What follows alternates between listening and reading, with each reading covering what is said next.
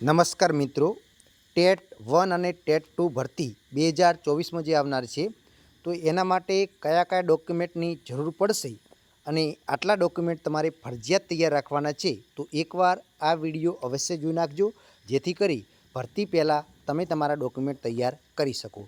તો ચાલો વિડીયોની શરૂઆત કરીએ। ચેનલને સબસ્ક્રાઈબ કરી નાખો, જેથી કરી ટેટ ટાટ ભરતીની માહિતી હોય કે કોઈ પણ અગત્યની એજ્યુકેશનને લગતી અપડેટ હોય તો એ આપણી ચેનલ ઉપર તમને મળતી રહે।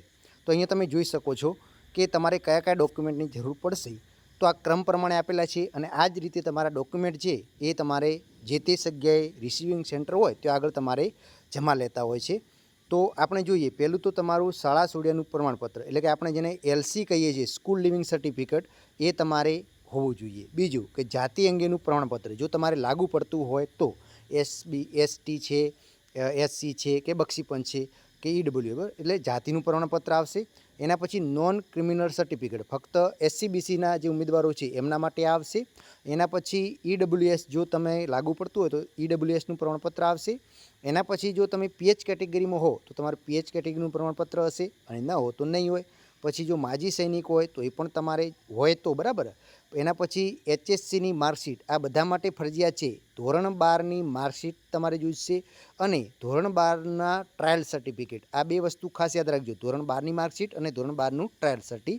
એના પછી ટેટ 1 હોય તો 1ની અને ટેટ 2ની ભરતી હોય તો ટેટ 2ની માર્કશીટ તમારે જોઈશે। એના પછી ગ્રેજ્યુએશનની માર્કશીટ પ્લસ જે પ્રમાણપત્ર કહેવાય, એટલે કે આપણે ડિગ્રી પ્રમાણપત્ર કહેવાય કે ટ્રાયલ પ્રમાણપત્ર, એટલે કે સ્નાતકની માર્કશીટ અને પ્રમાણપત્ર, પછી કોલેજનું ડિગ્રી પ્રમાણપત્ર અને કોલેજની ટ્રાયલ સર્ટી, આટલું તમારે ગ્રેજ્યુએશનનું જોઈશે। એના પછી જો તમે બીએડ કરેલું હોય કે પીટીસી હોય કે ડીએલએડ હોય તો એની માર્કશીટ જોઈશે, અને બીએડ હોય કે પીટીસી હોય કે ડીએલએડ એનું તમારે ટાયર સર્ટી જોઈશે। એના પછી આપણે જોઈએ પોસ્ટ ગ્રેજ્યુએશન, એટલે કે એમએ કર્યું હોય, એમએસસી કર્યું હોય તો એની માર્કશીટ જોઈશે, અને એનું ડિગ્રી સર્ટી જોઈશે, અને એનું ટ્રાયલ સર્ટી પણ તમારે જોઈશે।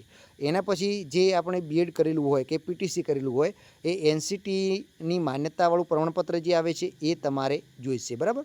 બીજું કે જો તમે નોકરી કરતા હો, માની લો કે તમે 1 થી 5માં નોકરી કરતા હો કે 6 થી 8માં કે કોઈ પણ સરકારી નોકરી કરતા હો તો તમારે એનું નિમણૂક જે હુકમ હોય, જો તમે શિક્ષણ ખાતામાં હો 1 થી 5માં કે 6 થી 8માં તો તમારે એનું નિમણૂક હુકમ આપવાનો રહેશે।